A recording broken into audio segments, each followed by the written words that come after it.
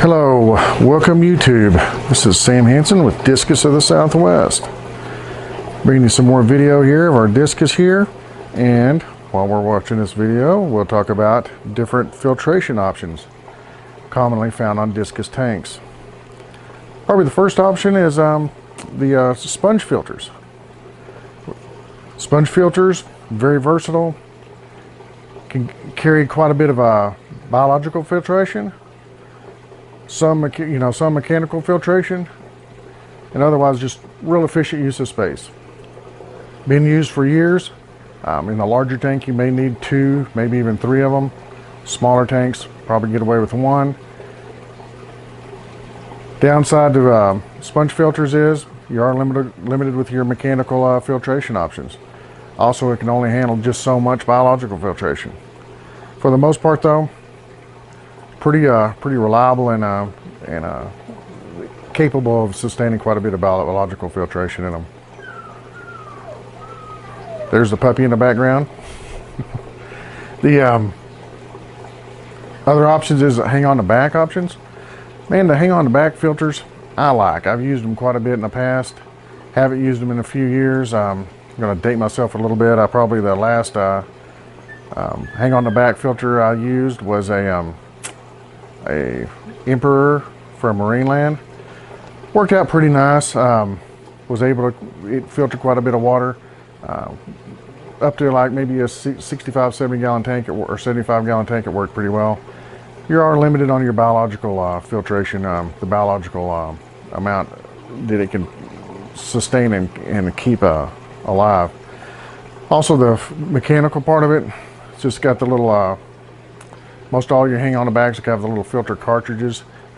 One of the reasons I like a hang on the back is it's super simple, super easy to replace or clean. You just pull them out, either clean them or just pull them out, throw them away, replace them with a fresh one. Anytime it's easier to use, heck, you're more likely to do it. And I like it. If it's easy and you're more likely to do it, then I'm for it, because you're just probably a lot more likely to actually use it. Also, they usually have a little bit of activated carbon in them. Not too crazy about that. The activated carbon just seems to deplete and diminish its performance real quick. So what I did is I just used these little cartridges that you could open up and put whatever kind of filter media you wanted to in those.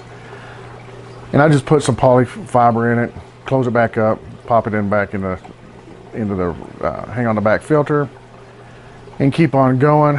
I could probably get away with not pulling that out maybe every 2 or 3 days. Pull it out, throw it away, replace it, put it back in. Just made it real nice and handy. What I've been using in the last few years though is not a sponge filter, not a hang on the back. I've been using a sump filter for the last few years. Sumps, just real flexible, can be very large compared to, you can hold a lot of water in them compared to the volume of water in your tank. They're just a lot more versatile. I've been using them in the past, here lately, mainly just because I can get a whole lot of filtration out of a sump. Having like 30 to 40, 50 gallon sump. Just load it with biological media. I use Biobel. Biobel is, you can put it in your sump and it'll conform to any shape of your sump that you have. You just need a little bit of, some sort of pre-filter or mechanical filter in it, set up on it. You do that pretty easy. You can either use a filter sock or make your own little filter box. Load that up. And then all you have to do is drop a pump in it. You can put your heater in there. You don't have to worry about having a heater in your tank with your fish. It's just so versatile, so easy to use. And that's what I've used in a while, or for the last probably 10 years.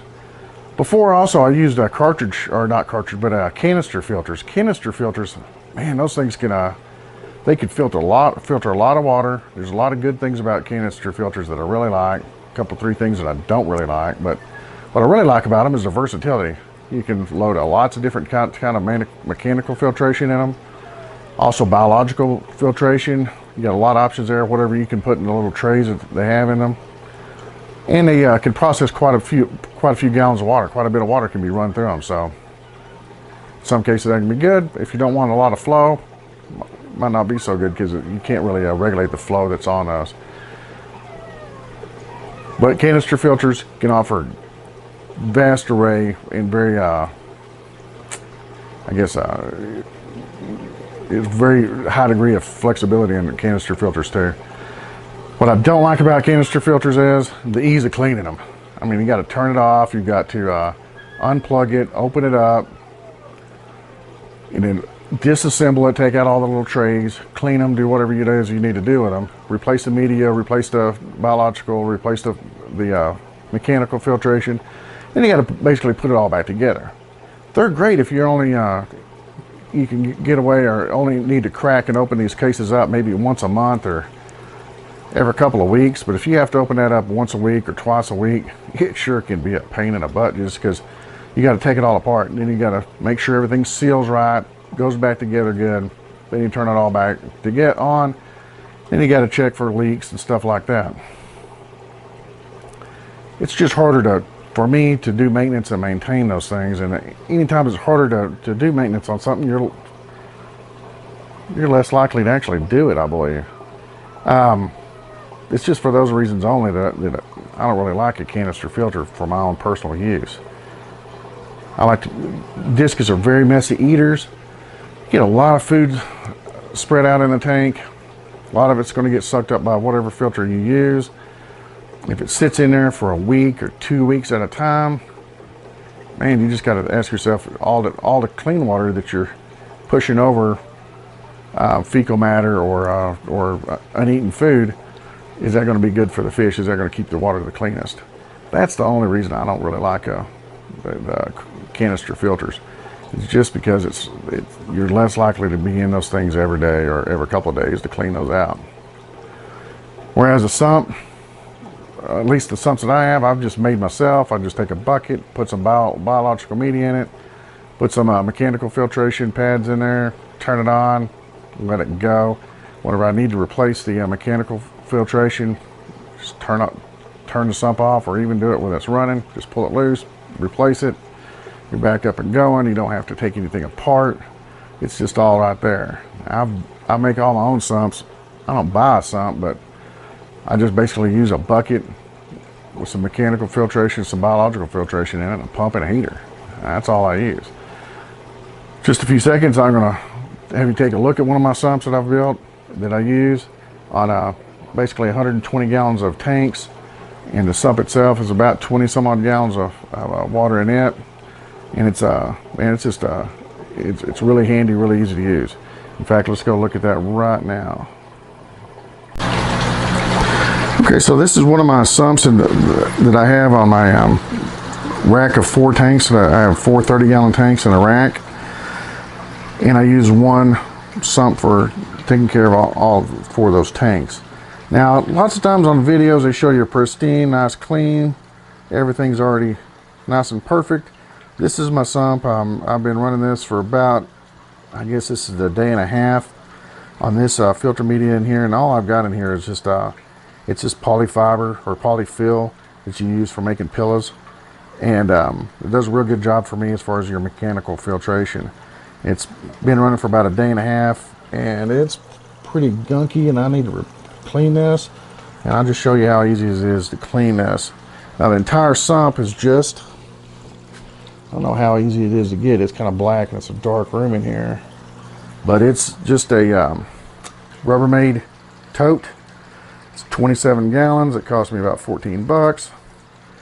I put some biobell in it for my biological filtration. Put a little storage container. It's a clear storage container that I bolted on the side of the tank, or the side of the tub, and that's my mechanical filtration.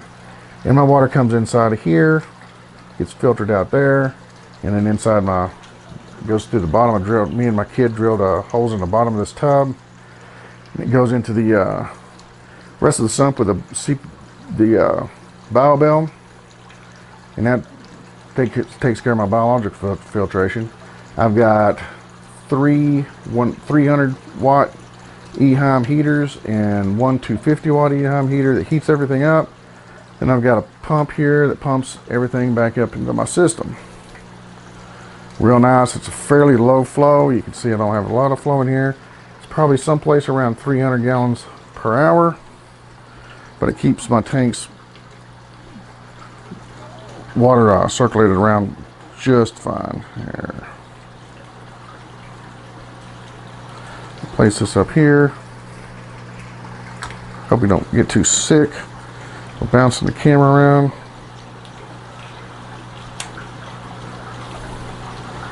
I'll set this here and I'll clean this out real quick to show you how easy it is to clean this.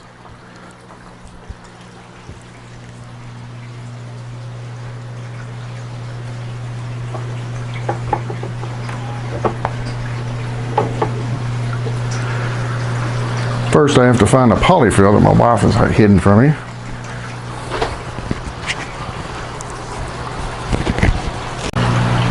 Okay, and turned off the water, just about to got the water flow stopped here. So I'll reach in here, pull out the polyfill media that's bad. Straight into a trash can here, try not to drip water everywhere.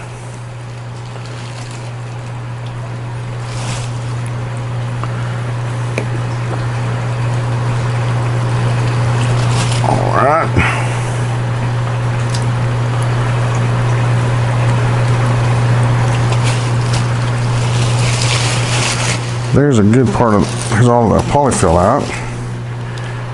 Do here's replace it, just shove some back in here.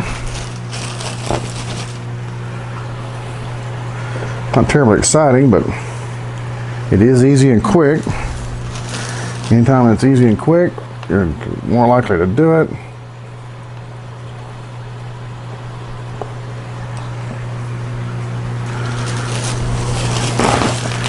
The more likely you are to do it, the cleaner your water is going to stay.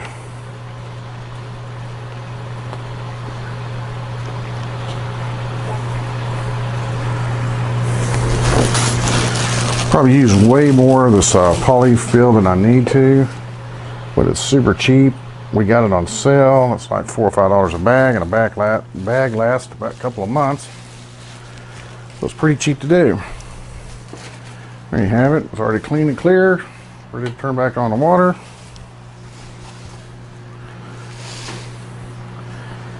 And the filter's back to being clear and clean again.